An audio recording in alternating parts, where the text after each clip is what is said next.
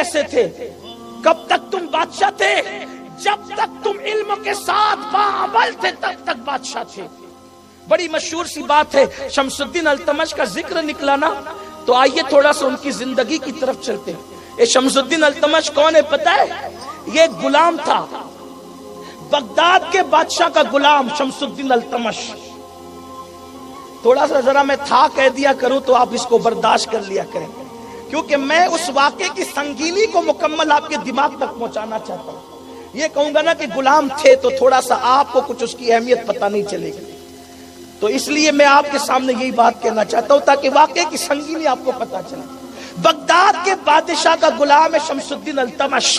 ध्यान देना, अचलपुर वालों, गाज़ी इस्लाम अली के बेटे के कदमों में बैठकर जिक्र मुस्तफा और तालीमात मुस्तफा सुनने वालों, अचलपुर के सुन्नी मुसलमान बड़े खुश नसीब हैं कि वो रहते हैं तो उसकी हुकूमत में रहते हैं जो अली का बेटा है। सुभान अल्लाह, नारे तकबीर, नारे रिसालत की हुकूमत में रहते हैं। और आज भी यार जो मर जाता है लोग उसको कारपोरेटर मानने के लिए तैयार नहीं। 1100 साल हो गए जमीन के अंदर जाने के लिए, आज भी लोग शहीद शाह कहते हैं। पता चला कि जिसको इक़्तिदार नबी अता करते हैं सदियां बीत जाती है, इक़्तिदार नारे तकबीर, नारे रिसालत, शहंशाह बरार दूल्हा अब्दुल रहमान गाजी, गाजी अब्दुल रहमान दूल्हा के कदमों में बैठ कर सुनने वालों सुनो, शमसुद्दीन अल्तमश गुलाम है, गुलाम बगदाद के बादशाह का। बादशाह को एक जरूरी काम आया, उसने कहा जल्दी से घोड़ा ले, अस्तबल से जंगजू घोड़ा, और फौरन भागते दौड़ते जा काम मेरा कर क्या। आमतौर पे ऐसा होता है ना, हम जल्दी बच्चों को अपनी बाइक नहीं देते, लेकिन काम अर्जेंट आ जाए तो हमें कहते बेटा जरा जल्दी चाबी ले, मेरी बाइक लेके जा, जल्दी से जा, काम कर क्या है ना, उजलत जो होती है ना। वरना आम दिनों में मांगा बेटा गिर जाएगा ना, तो ये हो जाएगा, वो सारी चीजें होती है। लेकिन जब काम आ जाए तो खुद चाबी, बेटा जरा जल्दी से काम कर क्या, क्योंकि काम जल्दी चाहिए ना, उसकी संगीनी बहुत जल्दी से तुझे वापस आना है। कब जरा जल्दी से अस्तबल से घोड़ा ले, अरबी घोड़ा, और दौड़ाते जा, जल्दी से काम कर क्या।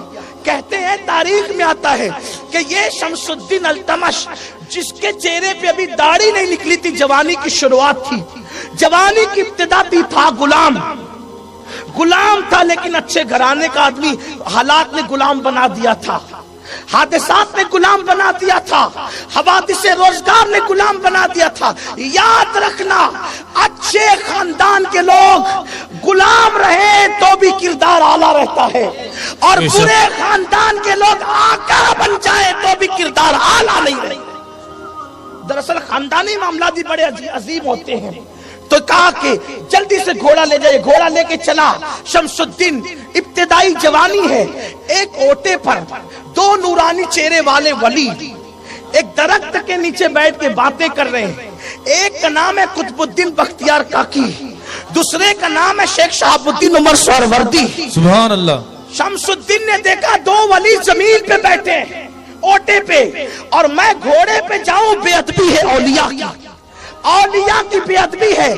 कहा देर से बादशाह के पास पहुंचूंगा, डांटेगा डांट सुन लूंगा, मारेगा मार खा लूंगा, लेकिन वली जमीन पे बैठा हो, मैं घोड़े पे जा नहीं सकता। वली के अदब में वो घोड़े से उतरा और घोड़े की लगाम पकड़ के पैदल सर झुका के जाने लगा। बाबा कुतुब ने दिल की बात दिल से जान ली, फरमाया शहाबुद्दीन देखो दिल्ली का बादशाह जा रहा है। नारे तकबीर, नारे रिसालत, सैयद अमीरुल कादिर साहब किबला, सुन्नी दावत इस्लामी। शहाबुद्दीन दिल्ली का बादशाह जा रहा है। कोई खड़ा था कहा हजरत ये दिल्ली का बादशाह नहीं है, ये तो बगदाद के बादशाह का गुलाम है। बाबा कुतुब ने कहा अल्लाह के बंदे की, अल्लाह के वली की जिसने ताज़ीम की, अब वो गुलाम नहीं रहता, अब उसे बादशाह मिल करके रहे। नारे तकबीर, नारे रिसालत, सुन्नी दावत इस्लामी। मुझे हैरत है वली की ताज़ीम में जमीन पे आ जाए तो खुदा दिल्ली का बादशाह बना देता है। जो नबी की ताज़ीम का हक अदा करे उसके मर्तबे क्या होंगे। اہل سنت کا امام کہتا ہے جو نبی کے احترام کرے، نبی کی تعظیم کرے، نبی پہ فدا ہو جائے، میرے امام نے کہا ہے پھر نکیرین کرتے ہیں تعظیم میری، فدا ہو کے تجھ پہ یہ عزت ملی۔ یہ شمس الدین بادشاہ پھر آزاد ہو گئے، بادشاہ بن گئے دلی کے۔ آپ دیکھ رہے ہیں تھوڑی سی دولت آئے تو دین کا مذاق اڑاتے ہو۔ جب بابا کتب دنیا سے جانے لگے نا، مشہور سی بات ہے، کوئی نئی بات نہیں، فرمایا کہ میری نماز جنازہ وہ پڑھائے جس نے کسی غیر محرم پہ نظر نہ ڈالی، جس کی کبھی تہجد فوت نہیں ہوئی، جس کی کبھی تکبیر اولا جماعت سے جو تکبیر اولا نہیں چھوٹی، اس نے کبھی جماعت ترک نہ کی۔ لوگ حیران تھے کہ بات تو امام تو جنگل سے آئے گا، پھر دلی میں ایسا بندہ کون ہے جو نہ محرم کو نہ دیکھے، جس کی جماعت نہ چھٹے، جماعت تو جماعت، تکبیر اولا نہ چھٹے، تہجد فوت نہ، وہ تو جنگل سے جانا ہوگا، ہے نا؟ اگر آج وصیت کوئی کر جائے تو میں سمجھتا ہوں شاید جنازہ ہی پڑا رہ جائے، یہی تو حال ہو۔ اور وصیت کرنے کا حق بھی کسی کو کیسے ہو، آج کوئی ایسا بھی تو ہو، لیکن وہ دلی تھی، دلی کا بادشاہ۔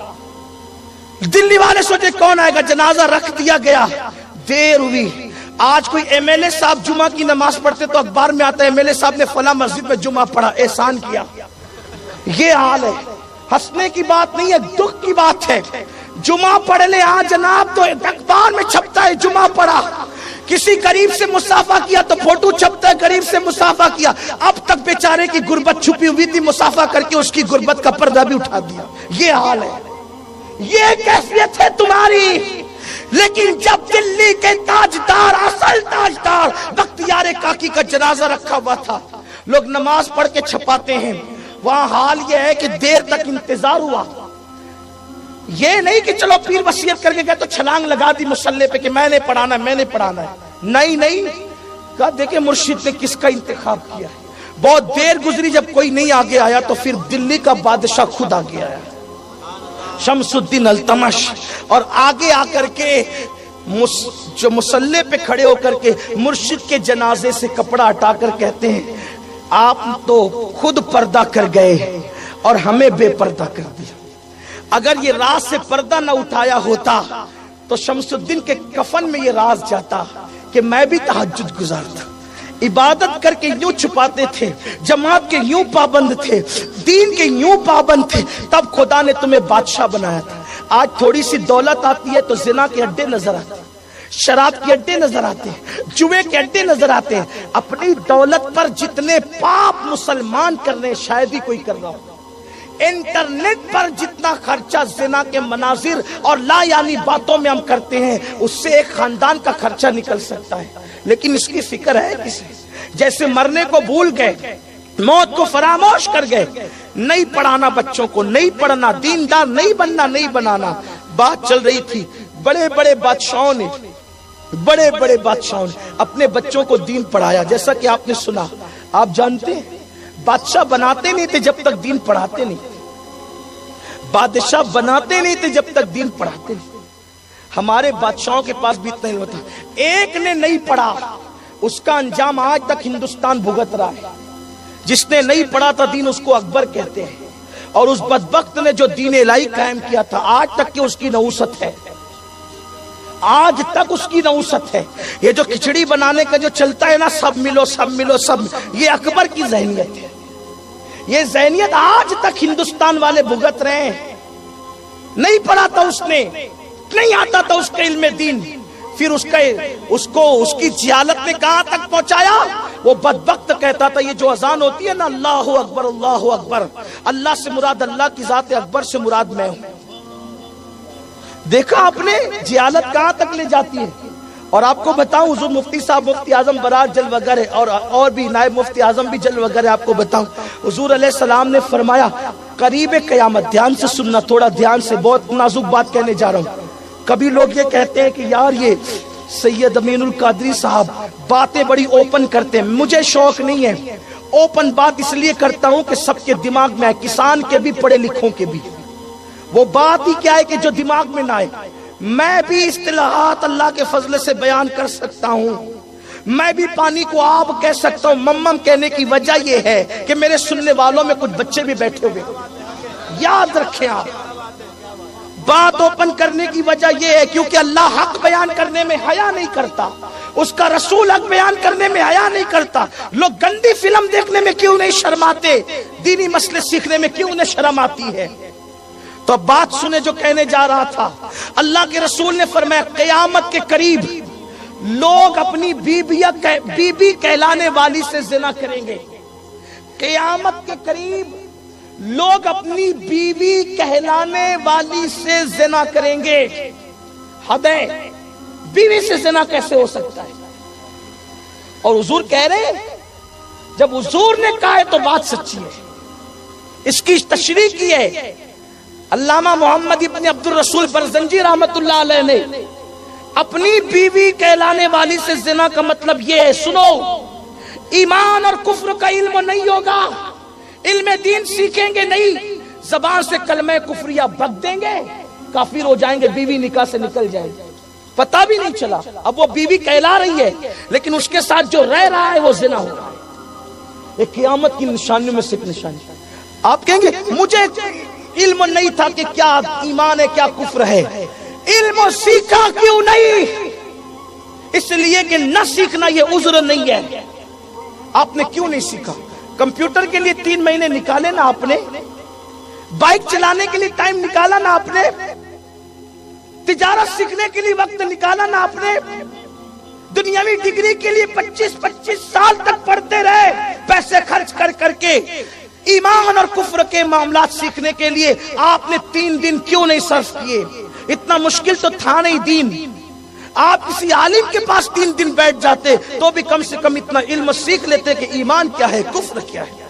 شارح بخاری علامہ شریف الحکم جدی رحمت اللہ علیہ نے لکھا ہے کہ وہ گانے جس میں کلمات کفریہ ہو، کوئی راضی رہ کر کے گائے گا یا سنے گا وہ کافر ہو جائے گا، اس کی بیوی اس کے نکاح سے باہر ہو جائے گا۔ آپ کیا سمجھتے ہیں؟ بہت آسان ہے کافر کا مسلمان ہونا، بہت مشکل ہے مسلمان کا مسلمان ہونا۔ یہ شہادت گئے الفت میں قدم رکھنا ہے، لوگ آسان سمجھتے ہیں مسلمان ہونا۔ صرف جمعہ کی نماز پڑھ کے اور جمعہ کے دن ٹوپی پہن کے تم مسلمان ہو جاؤ گے، بڑے کا گوشت کھا کے تم مسلمان ہو جاؤ گے؟ نہیں، اسلام کی باریکیوں کو میں پڑھنا ہوگا، سمجھنا ہوگا، اور اس کے لیے آج آپ کو بہت دور کا سفر کرنے کی ضرورت نہیں ہے۔ اب وہ دور نہیں رہا کہ جیلان کا شہزادہ ماں کو چھوڑ کر بغداد جاتا ہے، اب وہ دور نہیں رہا کہ سنجر کا شہزادہ ماں باپ کو چھوڑ کر کے مدینہ منورہ تک جاتا ہے، اب وہ دور نہیں رہا سمرقند اور بخارا کی خاک چھاننی پڑتی ہے۔ یار اتنا آسان ہو گیا، جس نیٹ پہ بیٹھ کے زنا کے مناظر دیکھتے ہو اسی نیٹ پہ 2 گھنٹے دے دو تو آپ 5 سال میں عالم دین بن سکتے ہو۔ آن لائن کورسز موجود ہے دنیا کے اندر، علماء سے استفادہ کر سکتے ہو، مفتیان کرام بیٹھے آن لائن دارالافتاء کھول کر، لیکن کوئی آئے تو ہم تو مائل بکرم ہے، کوئی سائل ہی نہیں، راہ دکھلائے کسے راہ رہے منزل ہے۔